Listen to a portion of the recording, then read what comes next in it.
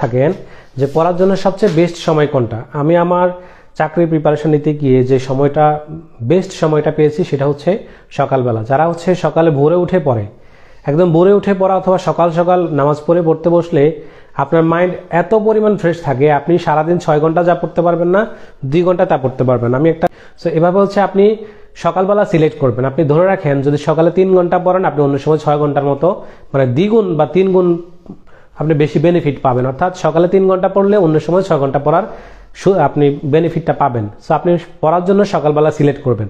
আর যাদের সকালবেলা তাড়াহুড়া থাকে বা বিশেষ করে গৃহিণীরা সকালবেলা একদম ভোর ভোরে তো রান্না বান্না করেন না, একটু পরেই তো হয়, আগের সময়টা পড়বেন যেটা আমি রুটিনে দেখিয়েছি। আর ওটা হচ্ছে চাইলে ভোরবেলা উঠে যেতে পারেন, রাতে একটু তাড়াতাড়ি ঘুমিয়ে ভোরবেলা উঠে পড়লেও প্রচুর পড়া যায়। সুতরাং পড়ার জন্য বেস্ট সময় হচ্ছে ভোরবেলা অথবা সকালবেলা। আর হচ্ছে পড়া মনে রাখার বেস্ট হয় হচ্ছে লিখে লিখে পড়া বা জোরে জোরে চায়, অনেকে মনে মনে পড়ে, অনেকে জোরে জোরে পড়ে, যেভাবেই পড়ুক কিন্তু লিখে লিখে পড়লে এটা অনেকদিন বেশি মনে থাকে।